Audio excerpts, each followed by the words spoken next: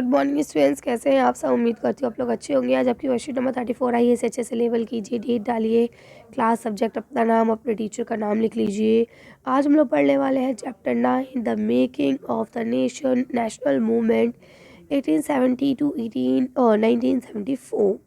ठीक है, आज हम लोग नेशनल मूवमेंट्स के बारे में ही पढ़ने वाले हैं, 1870 से लेके 1947 तक। तो देखिए, सबसे पहले बताते हैं कि the advent of Mahatma Gandhi, कि किस तरह से महात्मा गांधी जी वापस आए। बोलते हैं after successfully leading the non violence protest against, जो आपके प्रोटेस्ट चल रहा था नॉन वायलेंस का, उसके खिलाफ उन्होंने क्या करा, रजिस्ट्रेशन करा इन साउथ अफ्रीका में। और उसके बाद गांधी जी वापस आए इंडिया 1915 में। फिर क्या हुआ, ही spent his first year in Indian travelling through out the country. उन्होंने पहला साल इंडिया में ट्रैवल करने में गुजारा।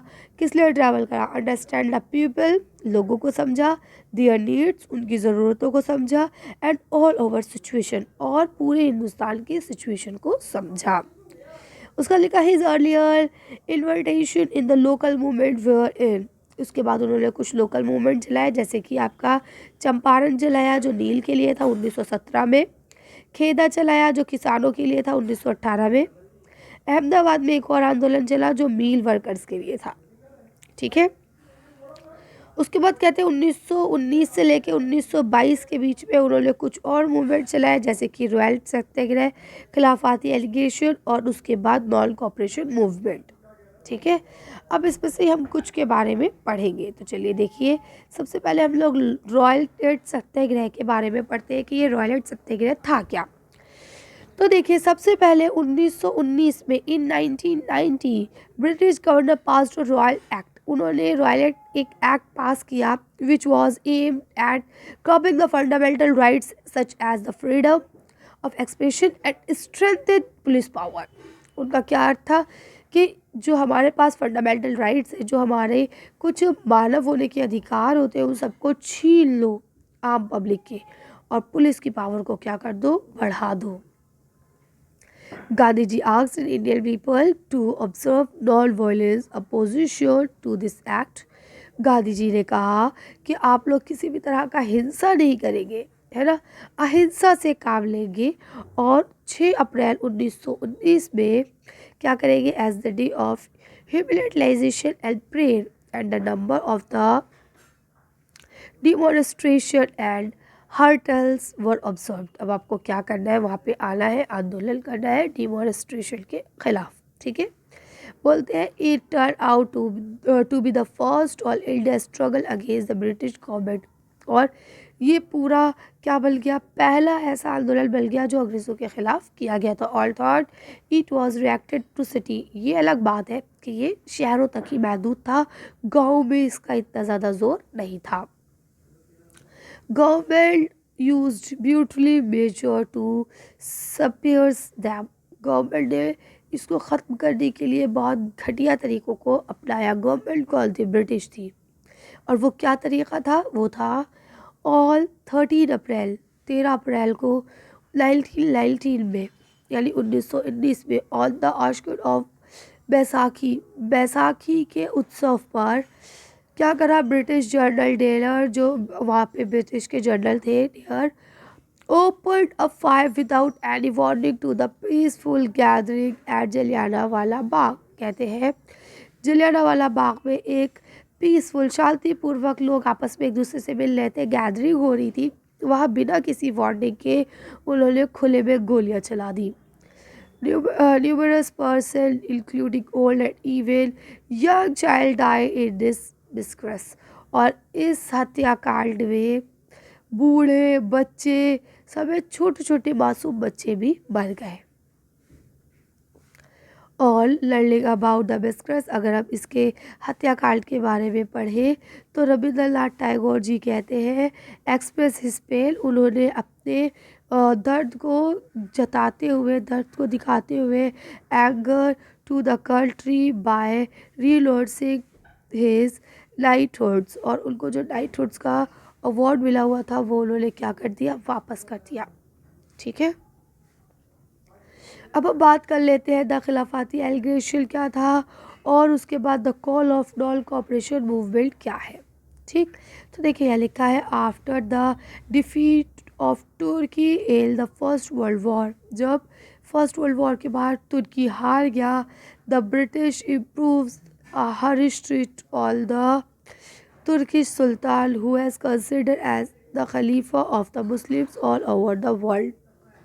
कहते हैं जब तुर्की हार गया तो ब्रिटिश ने उसके साथ बहुत ही गंदा व्यवहार करना शुरू कर दिया और उसने तुर्किश के जो सुल्तान थे, जिसे हम लोग ऑल ओवर मुस्लिम्स का खलीफा कहते हैं, ठीक है, उनके साथ दुर्व्यवहार शुरू कर दिया। This agrees the Indian Muslims also who had already influenced at the British due to the Jallianwala massacre. कहते हैं भारतीय मुसलमान वो और ज़्यादा गुस्सा के, जो पहले से ही जलियांवाला बाग के हत्याकांड को लेके गुस्साए बैठे थे, वो इस वाली हरकत के बाद और ज़्यादा गुस्से में हो गए। The leaders of the Khilafati movement Mohammad Ali and Shaukat Ali started aggression against the Britisher to restore the power of the Turkish rule, जिसे आप खलीफा कहते हैं। कहते हैं कि इसको किन लीडर्स ने, आपके दो खिलाफती मूवमेंट को लीडर से शुरू करा, मोहम्मद अली ने और शौकत अली ने, ठीक है, और उन्होंने इसको इसलिए शुरू करा कि जो तुर्की के खलीफा है उनको सारी उनकी पावर्स वापस दी जाए। Gandhi is supported their calls, उन्होंने इस जो भी बातें खिलाफती लीडर्स ने कही, गांधी जी ने उनका सपोर्ट करा और कांग्रेस को कहा कि भाई जो पंजाब के ख़िलाफ़ गलत हुआ है, जलियांवाला बाग में हत्याकांड जो हुआ था और जो खलीफा के साथ गलत हो रहा है, उसको आप लोग सपोर्ट करें, सब लोग उसके ख़िलाफ़ चले और अपने स्वराज की डिमांड करें। ठीक है, तो इस तरह से गांधी जी ने कराई है। अब मैं उम्मीद करती हूँ आपको अच्छे से वर्कशीट समझ में आ गई होगी। चलिए अब हम लोग इसके कुछ आंसर्स देखते हैं, फिर वीडियो को फिनिश करेंगे। First question is mention some of the earlier invention of the Gandhi ji in local movement after coming back into the India in 1950। 1915 के बाद जब गांधी जी हिंदुस्तान वापस आ गए तो उन्होंने कौन कौन से आंदोलन चलाए। चलिए ज़रा कुछ आंदोलनों के बारे में लिख लेते हैं। यहाँ से इनके सारे मूवमेंट्स के नाम लिख सकते हैं कि भाई एक चंपारण था, ठीक है, इसके बाद एक खेदा था, इसके बाद एक अहमदाबाद में किया, इसके बाद आपके रॉयल सत्याग्रह हुआ, खिलाफती आंदोलन हुआ, इसके बाद आपका नॉन कॉपरेशन मूवमेंट हुआ। ठीक है, नेक्स्ट क्वेश्चन लिखा है why was the royal act oppose by the Indian leaders, यानी रॉयल एक्ट जो था उसका इंडियन लीडर्स ने अपोज क्यों किया। देखिए अब आप इसका आंसर यहाँ से लिखेंगे कि इन्होंने रॉयल एक्ट का अपोज इसलिए किया क्योंकि इंडियन लीडर्स को ऐसा लगता था, बल्कि था, कि इसमें जो है आम आदमी जो है उनके फंडामेंटल राइट्स को क्या करा जा रहा है, ख़त्म किया जा रहा है, उनकी फ्रीडम को क्या किया जा रहा है, छीना जा रहा है, और जो पुलिस है उनकी पावर की स्ट्रेंथ जो है वो बढ़ाई जा रही है, उनको ज़्यादा से ज़्यादा गुंडागर्दी करने की ताकत दी जा रही है। यह लिखा है व्हाट इज़ खिलाफती मूवमेंट, खिलाफती मूवमेंट क्या था। Mention some of the league and leaders involve in it, कुछ लीडर्स जो इसमें इन्वॉल्व थे उनके नाम लिखिए। अब देखिए आप इसका आंसर ऐसे लिखेंगे द लीडर्स ऑफ खिलाफती मूवमेंट्स। अब खिलाफती मूवमेंट के कौन कौन लीडर थे, तो देखिए मोहम्मद अली थे और शौकत अली थे, ठीक है, और इन्होंने इसको स्टार्ट इसलिए किया था क्योंकि ब्रिटिशर्स ने, आपको पता है, तुर्की के जो खलीफा थे, है ना, उनकी पावर्स को छीन लिया था, तो उनसे कहा गया कि भैया उनकी पावर को आप रिस्टोर करो, बहाल करो, दोबारा से जो उनकी पावर्स है वो उनको लौटाओ। लिखा why was the call for non cooperation movement by the Gandhi ji, Gandhi ji ने नॉन कोऑपरेशन जो मूवमेंट चल रहा था उसका सपोर्ट क्यों किया। तो अब देखेंगे कि गांधी जी ने सपोर्ट किया और बोला क्यों, कहा ऐसा उन्होंने, क्योंकि वो चाहते थे कि जो पंजाब में उन लोगों के साथ गलत हुआ है, जलियांवाला बाग का जो किस्सा हुआ है, जो हत्याकांड हुआ है, और जो खिलाफत के लिए गलत हुआ है, उसको ख़त्म किया जाए और स्वराज की मांग की जाए। लास्ट क्वेश्चन लिखा है इन योर ओपिनियन, आपके ख्याल में, आपके विचार से, why did Gandhi ji support the call of Khilafati movement, यानी गांधी जी ने खिलाफती मूवमेंट को क्यों सपोर्ट किया होगा। आप अपना ओपिनियन रखिए, अपनी राय रखिए। चलिए इसका आंसर देख के वीडियो फिनिश करते हैं। अब देखिए आप इसका आंसर लिखेंगे Mahatma Gandhi support the Khilafati movement in the order to unity, यानी उन्होंने महात्मा गांधी ने खिलाफती आंदोलन को सपोर्ट करा ताकि हिंदू और मुस्लिम्स जो हैं वो क्या हो सके, आपस में एकता कर सके और हम अंग्रेज़ों के ख़िलाफ़ आंदोलन कर सके और स्वराज की मांग कर सके। ठीक है, चलिए तो आज की वर्कशीट को हम लोग यही खत्म करते हैं। आज की वीडियो में बस इतना ही। अगर आपको मेरी वीडियो पसंद आई हो तो प्लीज़ इसे लाइक और शेयर करें।